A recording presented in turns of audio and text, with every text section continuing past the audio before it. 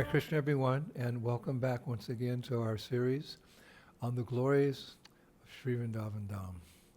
Nama Om Vishnupadaya Krishna Pashtaya Bhutale Srimati Bhaktivedanta Swaminiti Namane Namaste Saraswati Deve Gauravani Pacharine Nivishesha Shunyavadi Pastacha Deshatarine. All glories to Srila Prabhupada. So, before we begin today, I would like to set the mood by calling upon the all-merciful Lord Chaitanya Mahaprabhu by way of a beautiful poem by a poet whose name was Kavi Raj Shekhar. He lived in the late 17th century. He was born in the village of Paran in the Burdwan district of West Bengal, and he was a very intimate disciple of Raghunandana Goswami in the line of Lord Nityananda. One day he wrote, Madhura Madhura Gaur Kishora, Madhura Madhura Nata, Madhura Madhura Shaba Sahachara, Madhura Madhura Hata. Sweet, sweet is the youthful Gora. Sweet, sweet is his dancing. Sweet, sweet are all his companions. Sweet, sweet is his marketplace. Madhura Madhura Mridanga Bhajata, Madhura Madhura Tana, Madhura Rasate Matala Bhakata, Gauta Madhura Gana. Sweet, sweet are the sounds of the mridangas. Sweet, sweet are the rhythms. His devotees are wild with the sweet nectar of ecstatic spiritual love. Sweet, sweet is their singing. Madhura Helena, Madhura Dolana, Madhura Madhura Gati. Madhura Madhura Vachana Shundara, Madhura Madhura Bhati. Sweet is his leaning on a companion, and sweet is his swaying to and fro. Sweet, sweet are his actions and motions. Sweet, sweet are his beautiful words. Sweet, sweet is his effulgent glory. Madhura Adhara Jini Shashadhara, Madhura Madhura Hasha. Arati Priti Charita Madhura, Madhura, Madhura Basha. Sweet are his lips that defeat the moon. Sweet, sweet is his laughter. Sweet is his arti, his spiritual love, and his character. Sweet, sweet is his talking.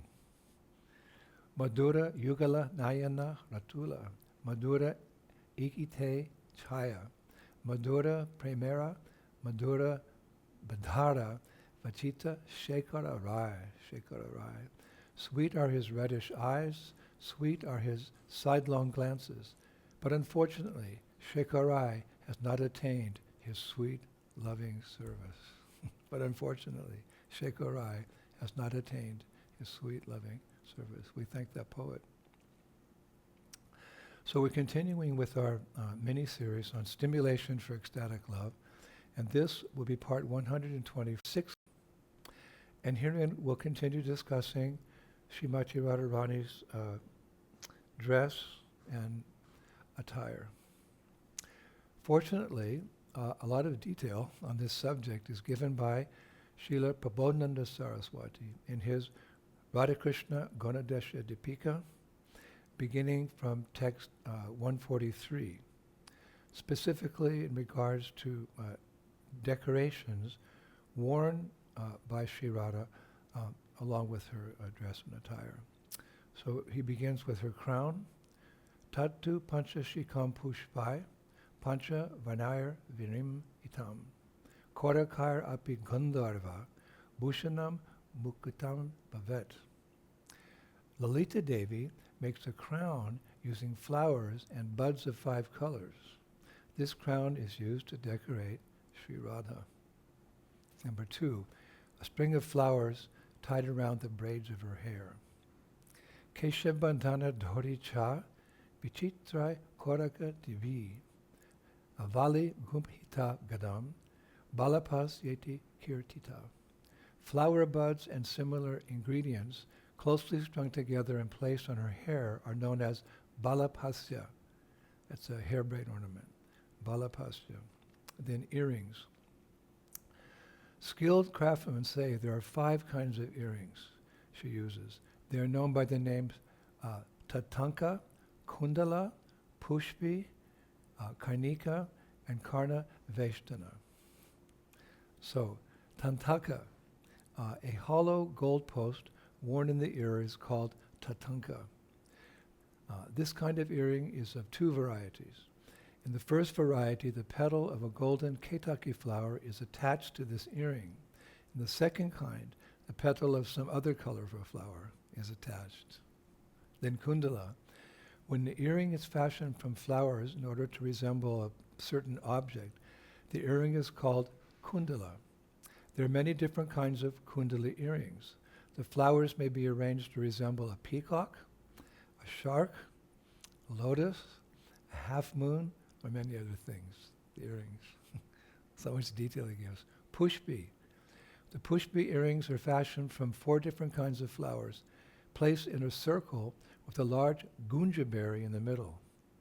To get a gunja berry, and then that 4 kinds of flowers, they circle around the gunja berry in the middle. Then Karnika. The Karnika earring is fashioned from the whorl of a blue lotus, surrounded by yellow flowers. In the middle are a bringika flower and pomegranate flower. And then Karna Veshtana. When the flower earring is so large, it completely covers the ear, the earring is known as Karna Veshtana. Then Lalatika. An ornament of flowers placed on the upper forehead along the hairline is called Lalatika. Such an ornament should have flowers of 2 colors, red in the middle of the ornament and the other colored flowers on the 2 sides.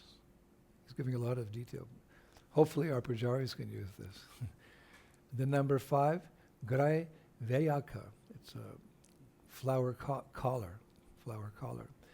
Made of a single kind of flower, this is a necklace strung 4 times around the neck, and it is called Grai Veyaka. Then 6, Angada, an armlet. A flower armlet, Angada, may be fashioned of 3 kinds of flowers, strung one after another to resemble a little flower creeper, like this flower creeper. 7, Kanchi, a sash. A sash made of flowers of 5 different colors, artistically strung together in a gently waving pattern, is called a kanchi. Then kataka, flower anklets. Anklets made of many different flower buds are called kataka. These are of many different varieties.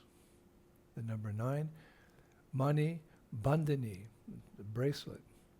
A bracelet made of flowers of 4 colors, with bunches of flowers hanging down at 3 places, is called a mani bandhani. Mani bandhani. The number 10, hamshaka, flower shoes. It appears that Radharani is decorated with flower shoes. When the decorations of flowers covers the entire top and side parts of the feet, and there are bunches of flowers in 4 places, such a decoration is called hamsaka. Wow. Flower shoes. Hamshaka. When the decoration of flowers covers the entire top and side parts of the feet, and there are bunches of flowers in 4 places, such a decoration is called hamsaka. Wow. Then kanchuli, a flower bodice. A bodice made of flowers of 6 colors, artistically arranged and perfumed with musk, and which begins from the neck, is called kanchuli. Wow. A bodice made of flowers of 6 colors, you can imagine, artistically arranged and perfumed with musk, and which begins from the neck, is called kanchuli. This is really the scientific approach to Krishna consciousness, the wonderful details of how Radharani's dressed in Vrindavan, using a lot of flowers. So there are several nice pastimes about Sri Radha's attire. There's many pastimes actually. In Rupa Goswami's Ujjvala Nilamani, chapter 8, therein he writes that once Srimati Radharani returned home, forgetting that she was wearing Krishna's yellow cloth around her shoulders.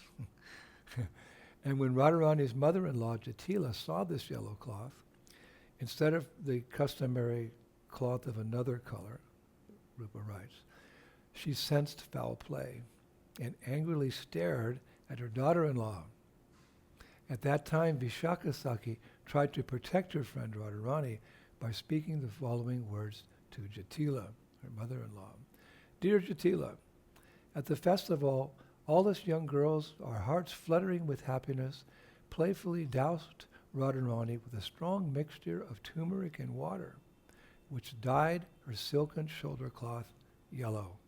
That is the reason the cloth is now yellow. O noble Jatila, why do you stare at my friend Radharani from the corner of your crooked eyes? Rupa Goswami Ki. In another poem by Srila Rupa Goswami, he relates how once after cooking and serving Krishna prasad at Nandagaon, Sri Radha came out of the kitchen and sat down nearby. At that point, Mother Yashoda appeared and began to dress and ornament her by first retying Radharani's hair into a graceful braid. You see that in India. Sometimes the mothers of the young girls, they'll be sitting in the morning sunshine braiding their daughter's hairs from behind. Then she applied fresh vermilion in the part of Radha's hair, tilak on her forehead, kerilium on her eyelids, and then she replaced Radha's nose ring with her own most precious golden pearl she gave to Radha. Then she dressed Sri Radha in a beautiful blue sari, its color matching Krishna's complexion, which caused Radha to blush. Meanwhile, one of Mother Yashoda's maidservants delivered a full tray of ornaments that, it's described, glittered like 1,000 suns. So Mother Yashoda selected a string of diamonds and hung it around Sri Radha's neck. Then again, moving behind Sri Radha, Mother Yashoda took Radha's braid in her hands and decorated it with various hairpins. One hairpin was made of gold, one was made of diamonds, and one was made of pearls, and others were made of jewels like rubies and emeralds. And while this intimate exchange took place between Sri Radha and Mother Yashoda, Radharani's girlfriends looked on. Then Yashoda said, "Oh, my precious little girl, your form and quality soothe my heart. I dream of them always. What sins have I committed that I cannot have you as my actual daughter? You and my son are like the two halves of my life, or the pupils of my two eyes. The king of Braja also shares this sentiment, just as we share the sadness that you are not the wife of our dear Krishna." Mother Yashoda. So, at this point I'd like to mention that Sri Radha has dresses for specific occasions. She wears certain dresses for specific occasions.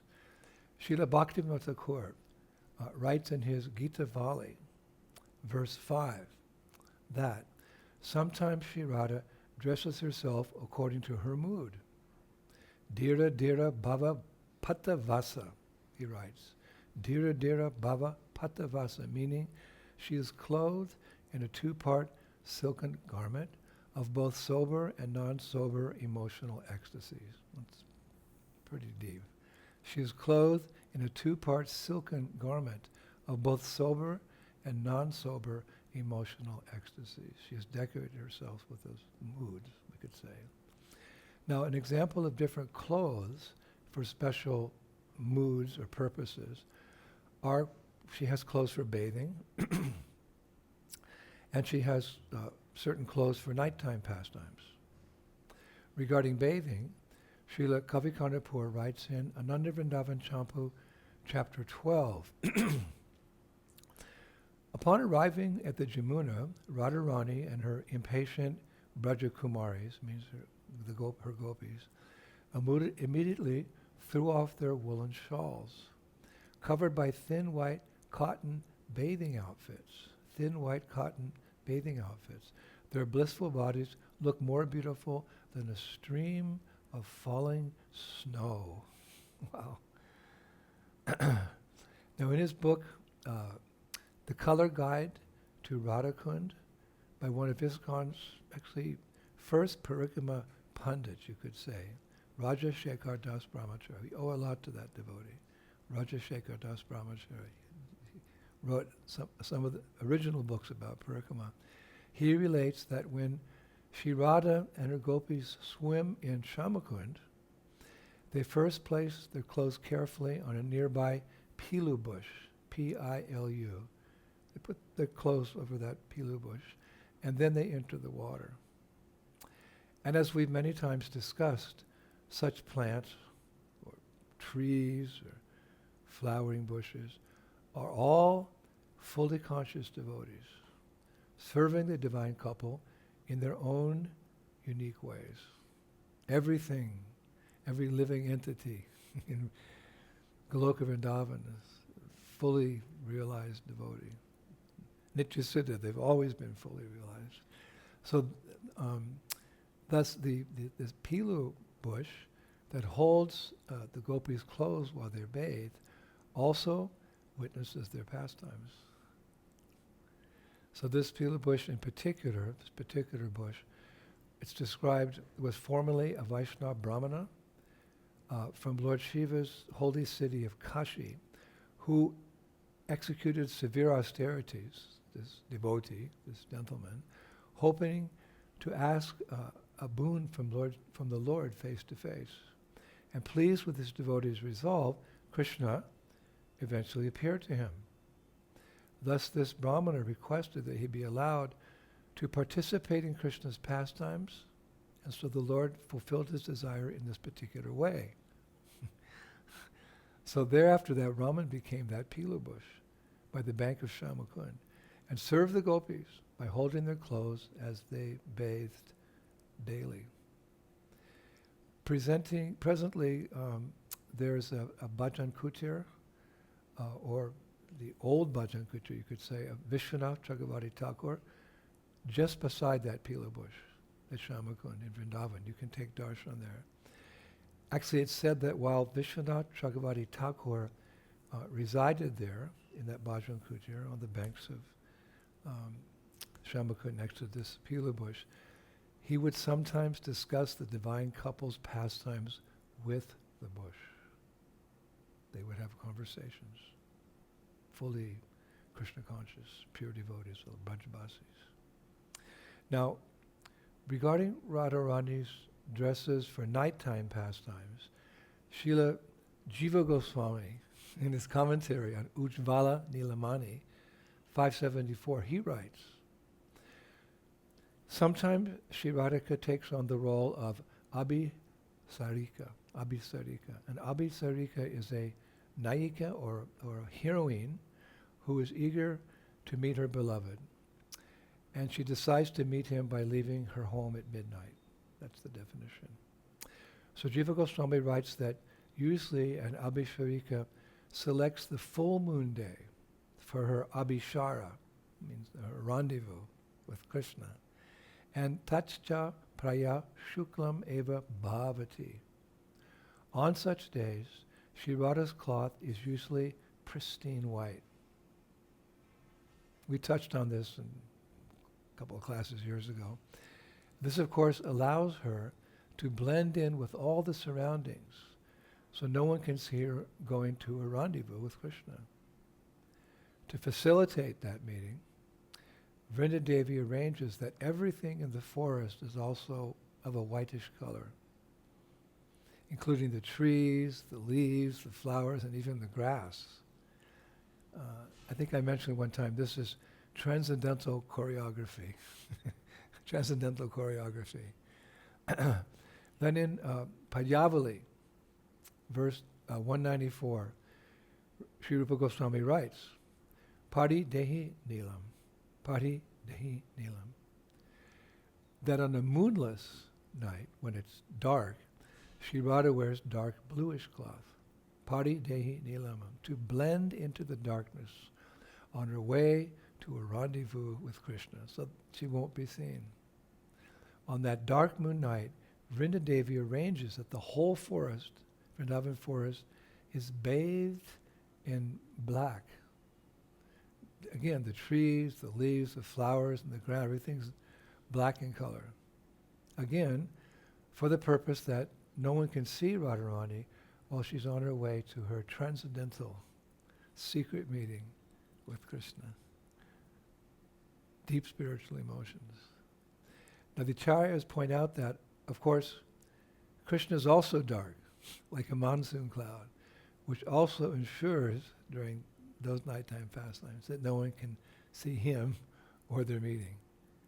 Only their immediate helpers, the manjaris and the sakis, can witness their meeting. Radharani's manjaris and sakis can perceive that meeting. Hare Krishna. So much nectar. So I would like to end today with another beautiful poem, this time by Kalyan Rai. Kalyan Rai. It reveals that although Shri Radha is so beautiful in all these various clothes and ornaments we mentioned today, she is not dependent on those decorations for her beauty. For she herself is the reservoir of all beauty. Here it is. He writes, O Radhe, your beauty is beyond comparison. Your eyes do not need ceruleum to be black. Your skin does not need oils to be soft. Your lips do not need panna, bitter leaf, to be red. Your teeth are bright without polishing, and you are gorgeous without any ornamentation. You do not need any perfume to be fragrant, and you know all the art of loving pastimes without having to study the scriptures about such sublime leelas. The poet Kalyan Rai concludes, you are the very breath of my Lord, the one who lifts Govardhan Hill. He's addressing Radha. You are the very breath of my Lord, the one who lifts Govardhan Hill. Hare Krishna. That's all for today. And we'll be back next Friday. All glories to Srila Prabhupada, the revealer of the Dham. Shri Shri Gaurani Tai ki, Shri Shri Krishna Balaram ki, Shri Shri Radha Shama Sundar ki, Vrindavaneshwari Shrimati Radharani ki, Mayapur Dham ki, Gaurani Tai ki, Shri Krishna Sankirtan Yajna ki, Transcendental Book Distribution ki, Nitai Gaur Vivinandi, Jai Jai Shri Shri Radhe.